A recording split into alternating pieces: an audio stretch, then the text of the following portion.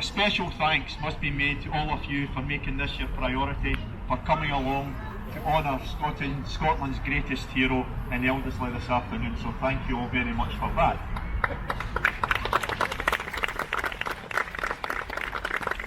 For 718 years now and counting, Wallace has been commemorated in many different ways, and by us all being here together, we become part of that heritage and, importantly, part of its future.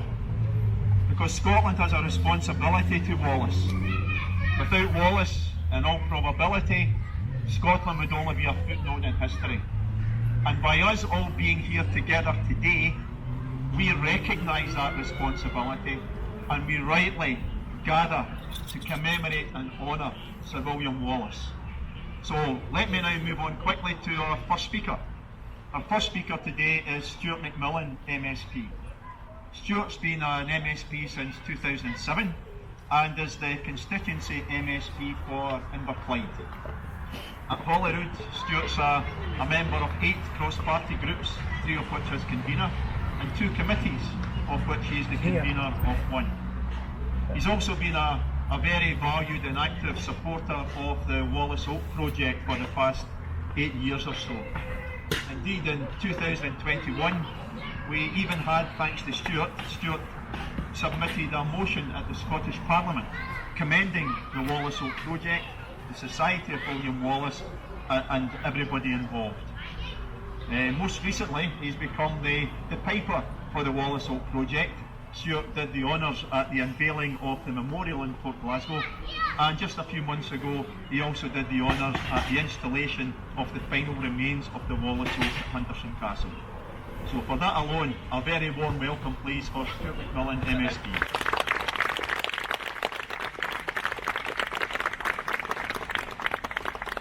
Neil, thank you very much, and generally I'm delighted to be here this afternoon. First of all, I want to make you aware, I'm an English Scot. I was born in Barwon-Furness. I grew up in Port Glasgow, and when I was growing up as a kid, I was always very aware of the Wallace tree on Parkhill Avenue in Port Glasgow. Family stayed just actually around the corner from it, so any time I was down visiting, my cousin Graham and I, we would always kind of run about and play around about the tree. And it was there when I first actually started to learn more just about Sir William Wallace. And thinking that our town of Port Glasgow has got a part in Wallace's history, in Wallace's story. And that's the thing, just in terms of Scotland. Scotland is full of myths and legends, and I'm going to come back to that shortly. But we are full of myths and legends. And irrespective as to where those myths and legends actually are, it's something that we should continually talk about, promote and highlight. Neil spoke about the Society of William Wallace and the Oak Tree Project. Now, Neil, Stuart Duncan and Sean Donnelly, who sadly no longer with us, they came into my office about 7 or 8 years ago. And Charles Halliday, he wasn't there that day because he was working.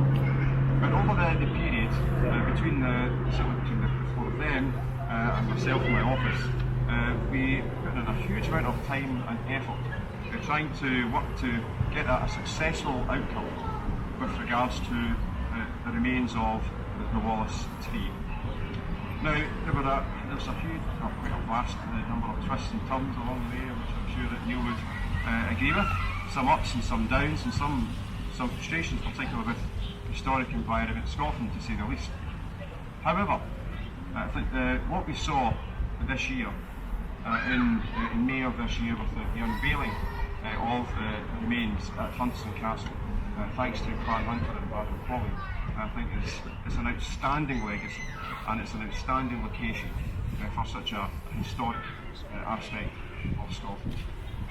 Just a shame that it's not in Port Glasgow. It would have been nice for it to be in York Castle, and we did speak about that in May, and Neil and I spoke about that many times. So certainly, Port Glasgow has lost its Henderson tree. But the most important thing is it's found a home, and it's got a home that it will be looked after and it will be secure. the same time, Neil touched upon the project, the half that was officially unveiled in October 2021. And it was a great honour for me to actually be asked to speak and also pipe at the event. To do something so historic in my own town is a great privilege, and for that I will be forever grateful to the Society of William Wallace for asking me to take part in that. But I think one of the aspects about that was the issue of education. The project actually engaged very much with the local schools. And so if the monument is there, the two aspects that came off today, one was having a poem from a local school child, which I think is just a magnificent aspect, a magnificent element of the whole project. So well done to Neil and the team for that. Now, I did mention about certainly Port Glasgow, and I'm very, very proud of coming from Port Glasgow. But one of the things that I've always found tremendously a privilege is the aspect of actually travelling abroad. Now I studied based in Abertay and Dundee. I studied in France twice, Germany, and also in Sweden. Every time I went away, I was also at the pipes. One thing is you forget to mention it, the parliamentary people. And so I do the honours for the Parliament for official gigs and official functions. But prior to that, I always did the pipes with me anywhere I travelled. And when I studied in France the second time, that was in 1997. And that was 2 years after a particular movie hit the screens across the world. Now, irrespective as to the fact or the fiction, Hollywood is going to do what Hollywood is going to do. But the one thing that movie did, it did pique the interest, and it got more people to be aware of Sir William Wallace. Now, I know certainly in discussions I've had with Neil actually, he told me that if it wasn't for the movie, that's the thing that really kind of got him interested, so he then went and researched and also kind of found the fact as compared to the Hollywood fiction. However, the fact that this movie, it was a global success, that helped to put Scotland on the map. It helped make people actually ask questions. I got so many questions when I studied in France at that point, just in terms of why is Scotland not independent? What is this situation about Scotland? Why are you still part of it? So it did lead to a lot of political discussions, as you can imagine. And I've been an SAP member for over 30 years, so it was meat and drink to me, to be quite frank. But the other thing it managed to do, and I'm not belittling today at all, but just is to make you aware of something actually quite funny that happened. As a consequence of that, 2 years after the movie, it was still very much in vogue in France. So because of where I was asked would I pipe at a fashion show. Now, as a guy from Port Glasgow, I never ever thought in my life I'd be piping at a fashion show in France. So for a whole weekend, and I wasn't sashaying up and down the catwalk, I was marching, but actually playing the pipes at a fashion show. And that's because part of that fashion show had a tartan theme, and that was still down to that movie, Braveheart. Now, as I said, the fact of the fiction regarding the movie, but it got people interested, irrespective as to where they were in the world. And that's a good thing. If it puts Scotland on the map, because we can't always be on the map for everything. I think we would all accept that. But that really put Scotland on the map, and you got more people questioning and asking. And then obviously it wasn't that long later that our current Scottish Parliament was re-established. So just to conclude, just in terms of just in terms of Sir William Wallace. Sir William Wallace isn't just about the past. It's not just about history. We have to remember history. We have to talk about it in the present. We also have to ensure we engage for the future. If we don't talk about, if we don't promote our past, if we don't engage with people about our past, whether it's our historical figures, whether it's our culture, whether it's our traditions, and whether it's our politics, if we don't do that, somebody else will do it for us. And we only have to look at what's happening in Ukraine at the moment. If Ukraine lose, their culture and their history and their story will be told differently going forward. Now, we don't want that for Scotland. We want to make sure that we are telling our story. If we do that, we can tell Scotland's story in its entirety. The good, the bad, the challenges. But fundamentally, it's us who are telling Scotland's story. So thank you very much, everyone. Thank you for the invitation to come along today.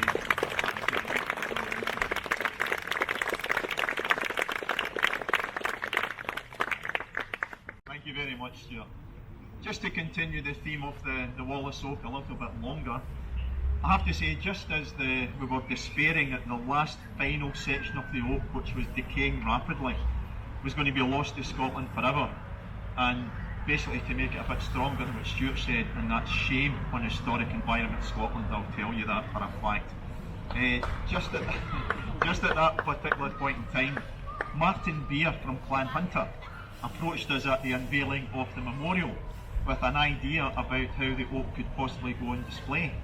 We were quite heartened by that, and Martin later took the idea to Madam Pauline, who immediately recognised that the Wallace Oak, the legendary Wallace Oak that Wallace was chained to before being transferred down to Smithfield after coming out of Dumbarton Castle, that was an important and very rare artefact associated with Wallace.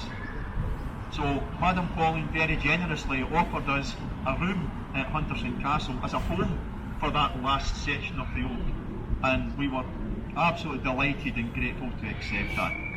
So that's where it is just now.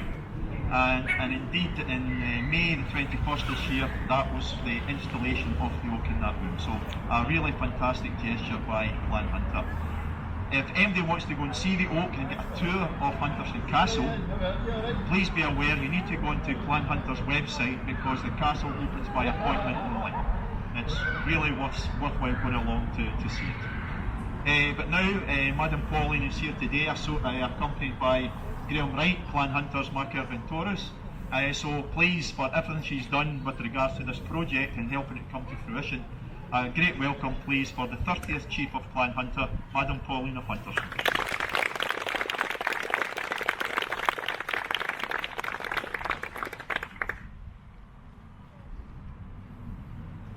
A couple of years ago, we walked into a large, dim warehouse to look at a piece of ancient oak tree, wondering exactly what we were going to see.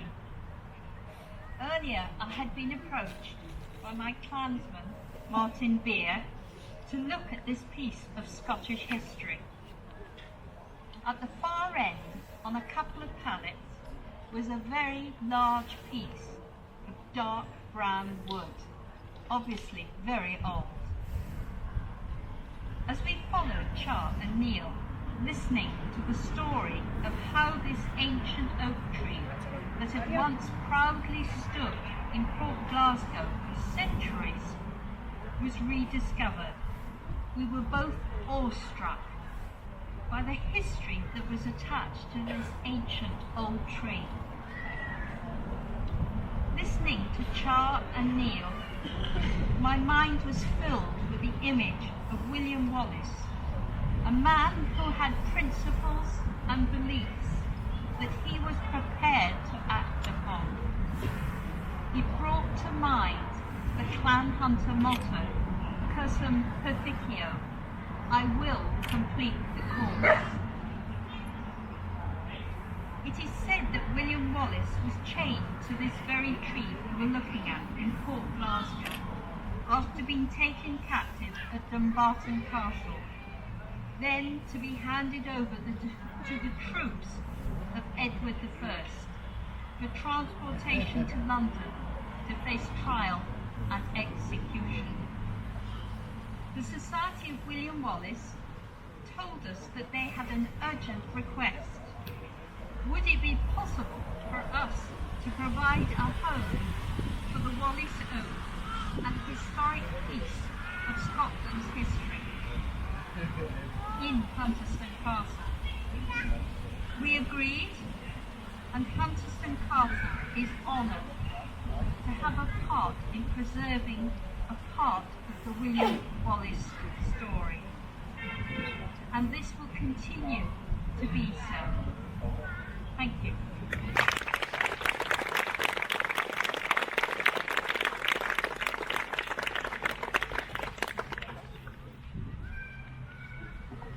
Thank you, Madam Pauling.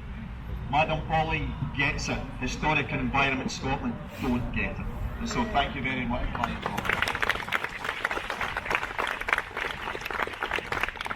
Moving on to quite a sombre part of the commemoration now. I would like to ask for, first of all, for a minute's silence in honour of respect of the various members and friends of the Society of William Wallace who have passed away, not just this year or recently, but over the whole 111 years of the Society's history. So, if you please don't mind, if you please don't mind, we can now have the 1 minute silence. Thank you.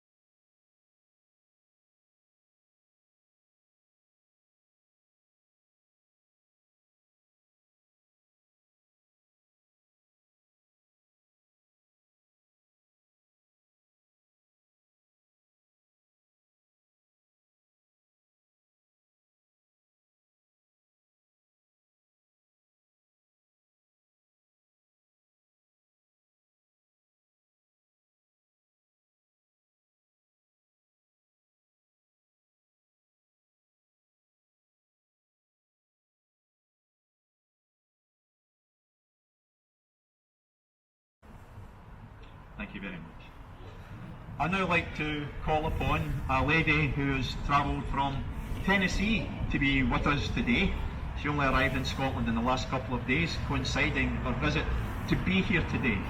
So I'd like to ask Sherry Burke, please, to lay the wreath at the memorial for William Wallace.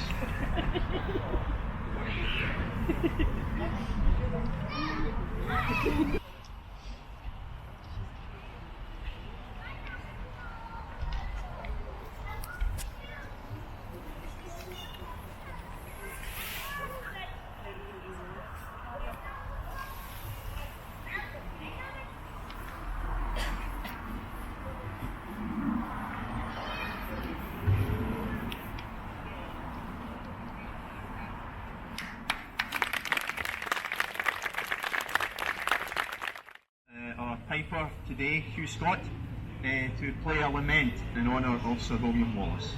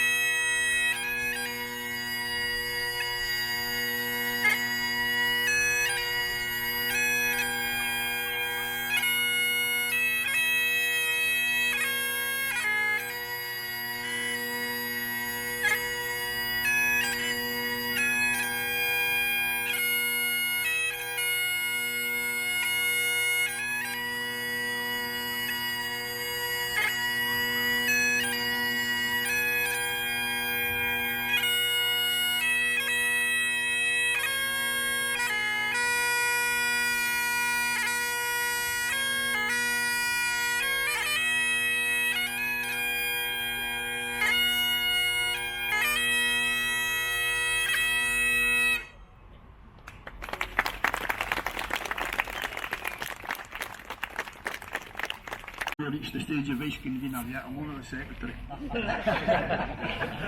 Anyhow,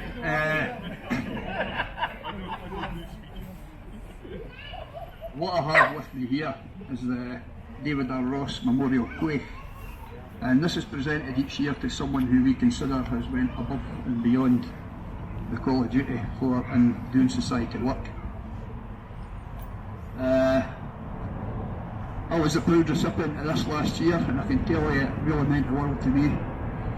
And this year, it goes to someone who has worked a lot behind the scenes. He doesn't put himself forward, he stays in the background, but he's done a lot of the work for the society, the vital work for the society over the last year. Balanced and liaising between the society and the people here at Winterston Castle for the Wallace Oak. So without further ado, I'd like to present this to your worship.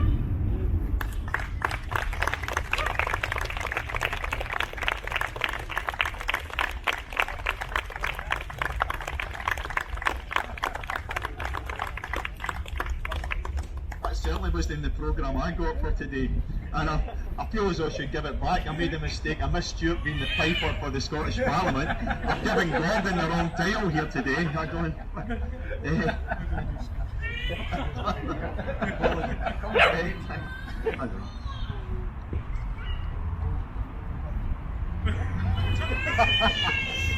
Listen, thank you so much. I don't know what to say about it actually. Thank you. I'll tell you what I'll say. I was actually speaking to. I showed this to Gary earlier on today.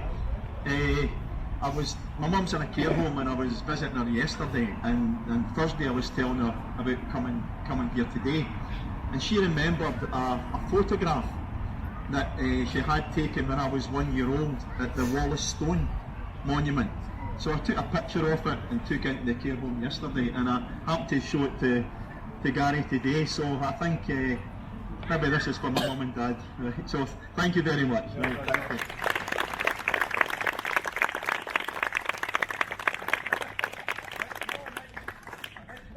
Right, that's my third mistake. I forgot Ted's on next, right?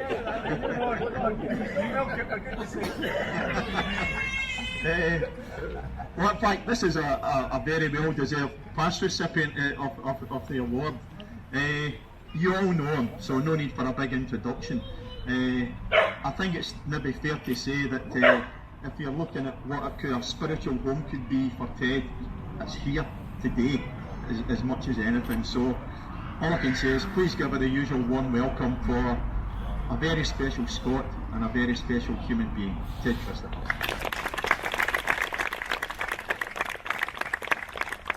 Thank you very much. As always, it's a pleasure to be here, and a privilege. And I just want to give a warm thanks to the Society for asking me and inviting me along once again. I didn't usually use notes, but I'm aware that I'm getting a wee bit older than I used to be. It's probably fair to say this is not the biggest gathering that we've ever had here. But as I look out, am I despondent? No. What would make me despondent if I wasn't one of the oldest people here? Because I look out and I see loads of young faces, and they're young faces of people that have the same fire burning in their hearts as I have, so the future's fine. Wallace, of course, was not royalty. He was not even one of the nobility, he was just a common man. So, for the early years of his life, nothing was recorded about Wallace. And in fact, until he became a real pain in the English arse, nobody thought about writing anything down about him. If you would just stay in your seats until the seatbelt sign goes off.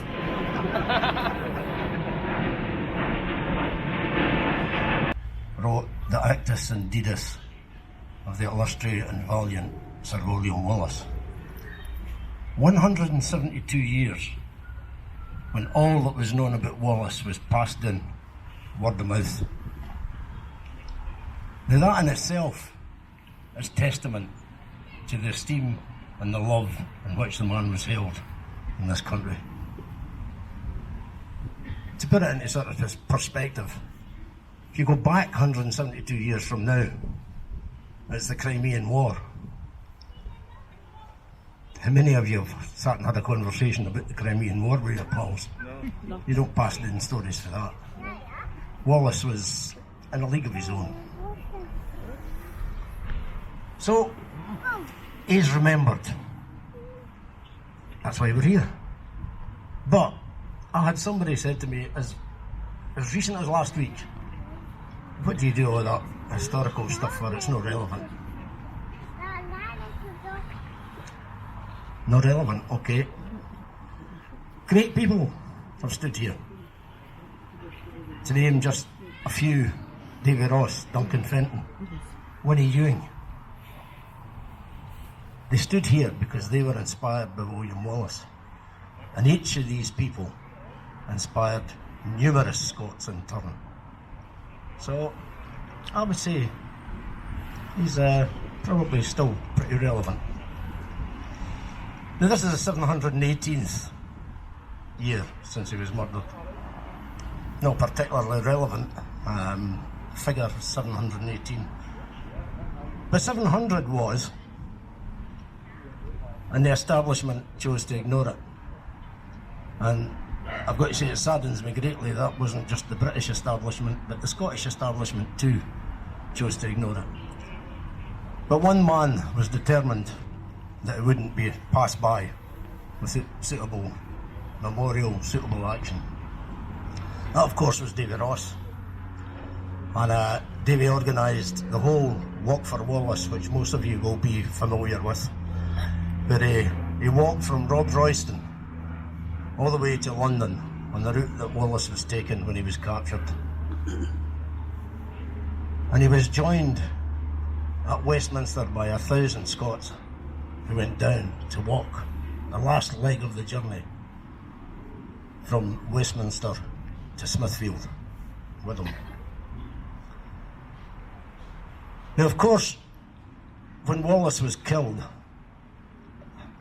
as we all are familiar with the final scenes in Braveheart, it was a horrible death where they cut his body into bits. And there was two reasons for that. Obviously, they wanted to inflict as much pain as possible before he actually died. The other reason was they believed that if he didn't have a Christian burial, then his soul was stuck in purgatory forever and he would never pass over to the other side. But I'm from Stirling. Local legend in Stirling has it that Wallace's arm, which was displayed in Stirling as a warning to Scots, was taken in the night by the monks of Cambuskenneth Abbey and is buried at Cambuskenneth Abbey in consecrated ground. So that covers part of it. The bit that remained was to give the man a Christian funeral service.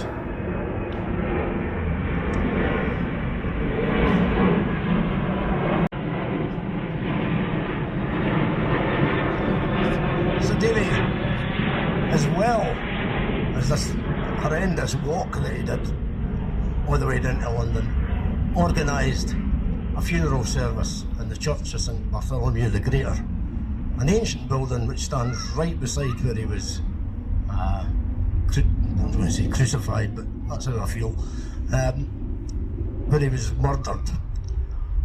And it stood on the day that he was killed. So it was a fitting place to have his funeral service. And much as I would love to convey just how much that meant to each of us who was there, I can't really.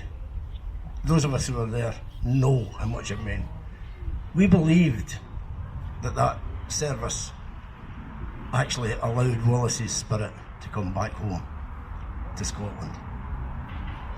Now, only yesterday I spoke with a guy called Alan Sorensen, and Alan was a Church of Scotland minister who took the service and is immensely proud that he was part of the service, as we all were who were there.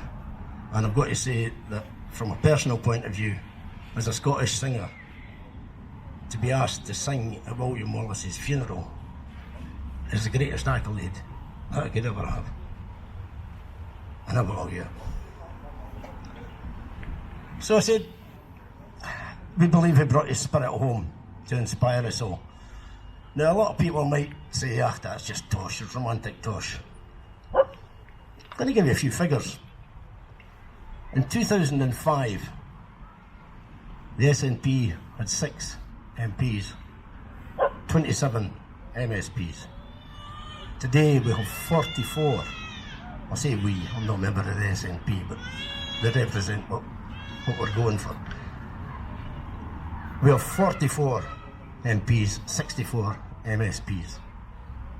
Now that might be coincidence. That's entirely up to you if you want to believe that or not. If you think Wallace helped, I do. Anyway, 7 centuries on,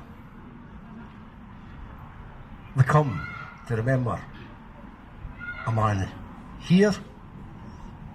We come to Stirling, to Falkirk, to Aberdeen, to Royston, to Loudon Hill, to Smithfield, to Lanark, and probably many other places as well, every single year, to remember a man who died over 700 years ago. Now, I may be mistaken, but as far as I'm aware, there isn't a single annual commemoration for King Edward. Either of them, in fact.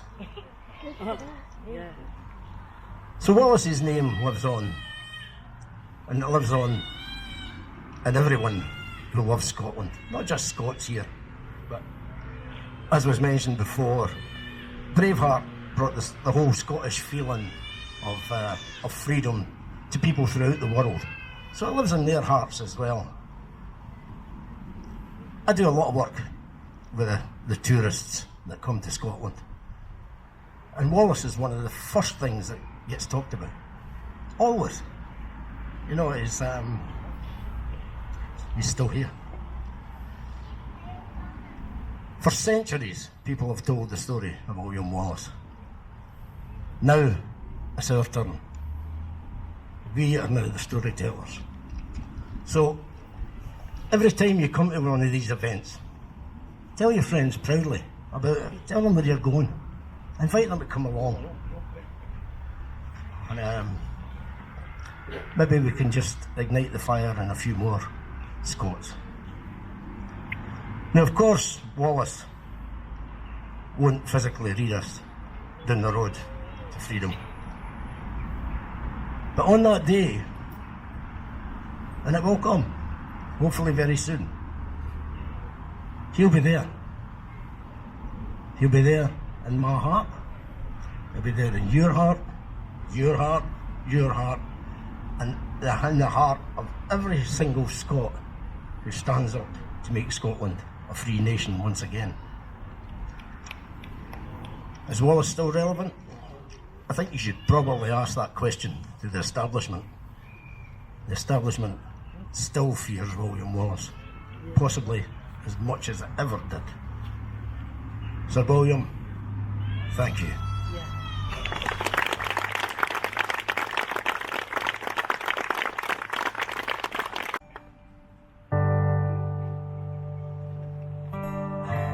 At this point in the proceedings, if anybody's got any tissues, Gary will probably need them.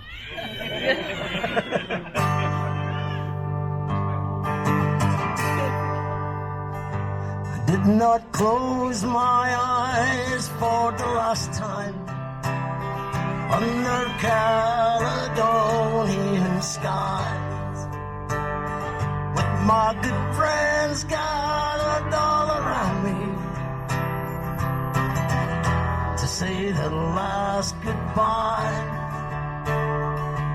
But it will not be forgotten in the heart of every Scot. I still live on. Now it's time to fly the Saltire high. My spirit's coming home. They tore apart my body, so I could not rise on Judgment Day. But what they did not realize is now will never go away. I'm coming back to the land I love, to the people I hold dear, to Scotland, St Andrew, and freedom. I'm coming home. I'm coming home, back where I belong. I'm coming home, I'm coming home. My spirit's coming home. Now I'm returning after all this time to Caledonian skies, to the country I died for, so that our nation could survive. Once again to stand beside the people I hold dear, for Scotland, St Andrew, and freedom. I'm coming home, I'm coming home, back where I belong.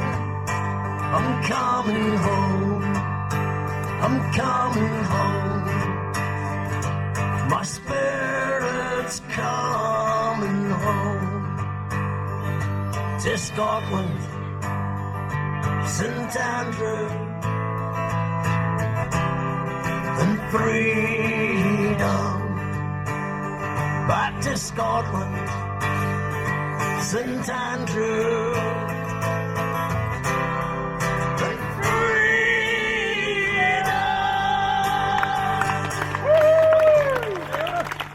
But prior to that, in a couple of minutes, we're going to have the medieval reenactors of Britannia 14. Yay! Please keep the kids away. I give a welcome Wallace entertainers royally. Britannia 14. Hey! Everyone! We've got quite a few sharp things here, so if any mothers are worried about losing any of their kids, if any of them get their heads chopped off, then I'll help you make another one. We're about to do a small demonstration for you. As was warned, all of the weapons we'll fight with today are steel weapons.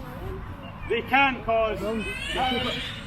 For safety reasons, they are blunted, so that you see them up close alongside the other weapon display once we're done. But if you see a knight barreling towards you, that's not meant to happen, so step out of the way. Don't try and catch them. They're heavy, they're dangerous, they're trained to cause damage. So we are Britannia XIV, and we are reenactors from the 14th century, the reenacted period of William Wallace. What we're going to demonstrate today is a little bit, let's bring it to life a little bit. We have in our army today some of the soldiers that would have fought for Wallace. Yay! Now, back in the medieval era, if you two step forward, back in the medieval era, everybody was legally responsible for providing their own armour, their own weaponry, and making sure they were ready for battle. And if you were the poorest of peasants, all you might be able to afford is a metal point on a stick and maybe a shield as your armour. Sometimes local towns would have issued shields and pikes were issued, but more often than not you were responsible for providing all that equipment yourself. So think about it, we were having a fight tomorrow and you went home and you kitted yourself up, how confident would you feel? A few of you are looking a bit handy. This pair, not so much. As I say, this pair, there's no armour, just a shield. There is, I'm going to borrow this, an axe. Most likely would be used to chop the firewood, maybe the turnips, they're a bit awkward, and things along those lines. There we go. Pop back in. I'm going to borrow this one. Pop back in. Also not very well trained. Back then, as part of their annual rents for their house, everybody owed about 30 days a year of military service. Now that's handy when there's a war on. You know you've got 30 days that you're going to have to fight in that war. If there isn't a war on, then you would have been acting as local guard duty. You would have been doing drill, you would have been trained. It's like the modern day reservists. You know, your weekend warriors. A bit like that. But the majority of the soldiers of Wallace's army would have looked like us. We're obviously well enough off. We've got a wee bit of money coming in. We'll make sure we protect you the essentials. Our heads. Doesn't hurt that much. And we're wearing padded armours and gambling. Now, I'm very good at protecting from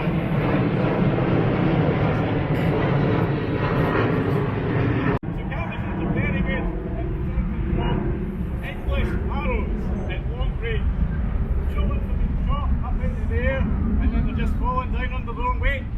Well, under a helmet as big as this, with this much fat on, we'd probably be okay. But once we get closer, and we're shooting at a point blank, we've not got a hope. Hence why the English developed the longbow and led to Wallace's defeat at Falkirk. If it makes you feel any better, once we helped the English develop the longbow, they took it to France and then beat up the French for a while. So off of our sacrifice, the French suffered. History's funny like that. Thanks, Owen. Right, we've got 3 folk, more armoured up. Come forward and spread yourselves out. I know we're lost, but you still have to listen. So, over on the far side here, we have a professional soldier. So, James here would be closer to a man at arms, potentially with a job in a noble's household. He's well equipped, he's got his two-handed battle axe, he's got his sword, he's got his dagger. He's ready for a battle. And he is normally more armoured, but he's lent his coin to his lord today because we hadn't cleaned it well enough. So, you see, he's ready for battle. He's wearing the same pattern under all of this that the peasants wear, but he's got his suit armour over the top. So again, those long shot arrows, pretty harmless at long range. Not guaranteed to be fatal at close range, but still pretty deadly. So against all sorts of plates, quite effective and clanched off of this. We move slightly higher up the social standing, round up. We might like these. Now, there should be a suit of armour around right here, but we'll forgive him that. Once you see him up close, you can see he's vanished from many a campaign, and we're just looking after his knees today. So we'll look at Sir Josh. So, Sir Josh, just like James at the end there, armoured, normally head to toe, but we were ready for walk today. And this is a man who, back home, owns a castle. So you'll see, That's a knife. with the lightest of weapons, this massive beast of a chopper. Now this is a 200 Falcon. And when that's depicted in history, it's always depicted high up in the air, with enemies miles away, because nobody wants to take the first step forward. My Lord Tyler here, he's formed the latest in helmet technology. He's got a moving visor. Now, you might think moving visors there in every film, the first thing they do is they flick it up so you can see their pretty faces in the movie. There we go. But to the medieval knight, it was far more important to be able to see the battle round about him. So just like we've done with Si, once he was in the fight, he would have lifted that visor so he could see the fight and get stuck in. So that one bit is stuff the room get right. So, sorry, if you could step back to your line, I'm going to follow these two.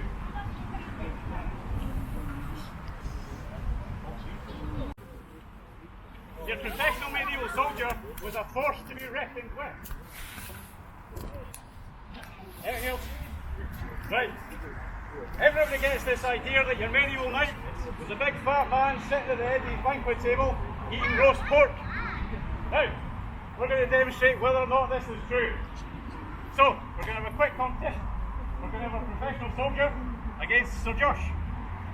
You know what? You can kick it off. Sir Josh, if you'd like to clear a line. Now, I have heard, James, if you step in the middle, I have heard when you fall over, you can't get back up. I didn't fall off. Right. So as you'll see, James got up just as fast as I did. Josh, you in mind? I have heard, I'll let you get yourself down. I have heard if you go down, that you're completely beaten under the weight of your armour. Roll over the knees. And then push up. There we go! That's plenty, I only needed one. Now this man is wearing about 25 kilos of armour. Was that about 4 stone in old money? Something like that. Your medieval knights were fit men. If you wouldn't mind clearing the floor again, James, what you got that's better than that? Step in. Now, I'm going to give you a choice. You can either do a star jump or a tuck jump. Well, you do have to do a star jump if you don't know what the other one is. Alright, he's got to adjust his pants for some reason. There we go! Oh, he's not feeling as fit as... We'll take you two, get off the arena. Right, so you're starting to get the idea that these medieval knights could move in their armour. We've got one more. They don't believe you. I don't believe me. So James, show us how it's done.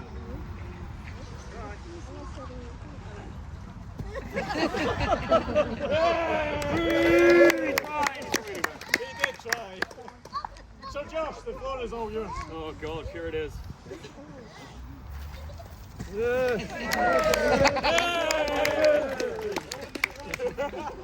No one did it right. Now, remember, we're only portraying knights. We're only portraying the wealthy who train for a living and live in castles. There. So that was a valiant effort. Thank you, Sir Josh. What we'll do is we'll give them a second to get reorganised and kitted back up and generally ready. Because what I imagine you really want to see is a fight. So, while they're getting ready, Owen and Si, the arena is all yours. Now, on one side, we have Sir Si, an aging knight from Melrose. Anybody want to see him win? Come on, cheer! Smash him! Believe me, he's the good guy. So here we have Owen, who hails from Birmingham. Yay! So, gentlemen, when you're ready, fight! So you see, ladies and gentlemen, they went straight for the combat. Sir Si's gone straight for the body shots. He's not holding back. He's hit him half a dozen times.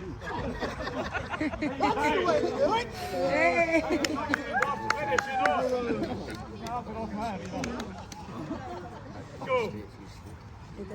So, unlike that fighting you see in the movies where they swing swords at each other for half an hour, given a dialogue, fighting's about winning. Imagine that, as we're about to see demonstrated by James and Sir Josh. Now, I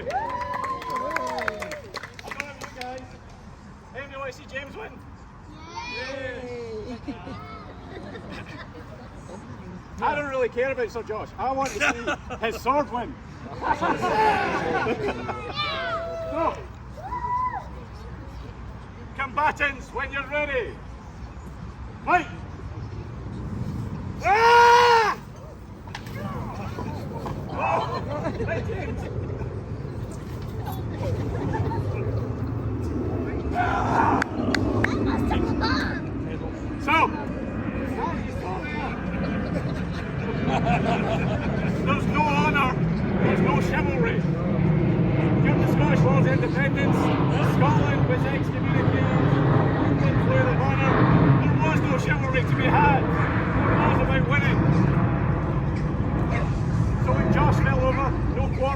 Scotland. James was still trying to attack. When James tripped over his own hammers, Josh made the most of the opportunity. That was the realities of the medieval battlefield. Yes, at the start of the conflict they were trying to take prisoners. Prisoners made a lot of money. After the Battle of Dunbar, Scotland was pretty much bankrupted from how many prisoners England had taken. I'm giving it back to that. How generous of you. You killed him. But ladies and gentlemen, we are Britannia XIV. Please cheer for James and the hope that he takes as a signal.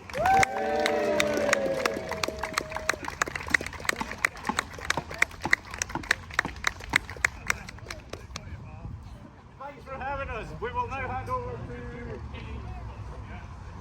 Becca, and we will clear the arena. So when I call, hey! Advance! Just join in, you know the words. I hope. Because I don't.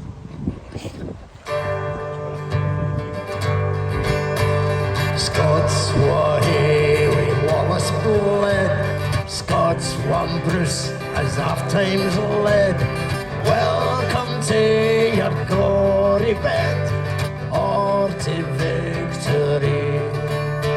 For now's the day and now's the hour.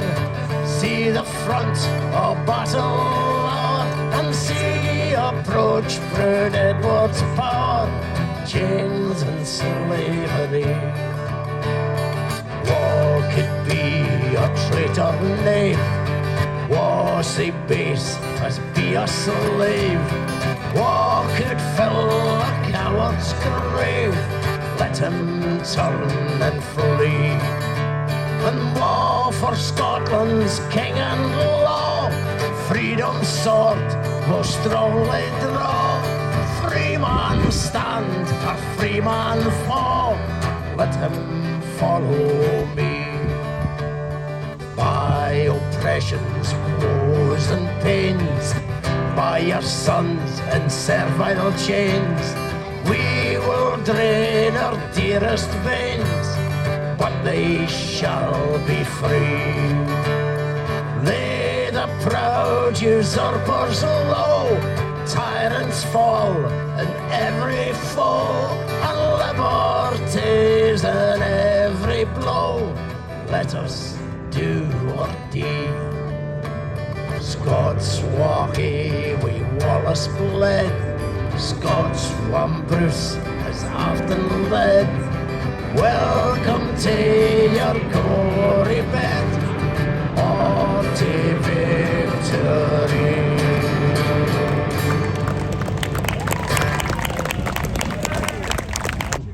Thank you very much, all of you, for coming along.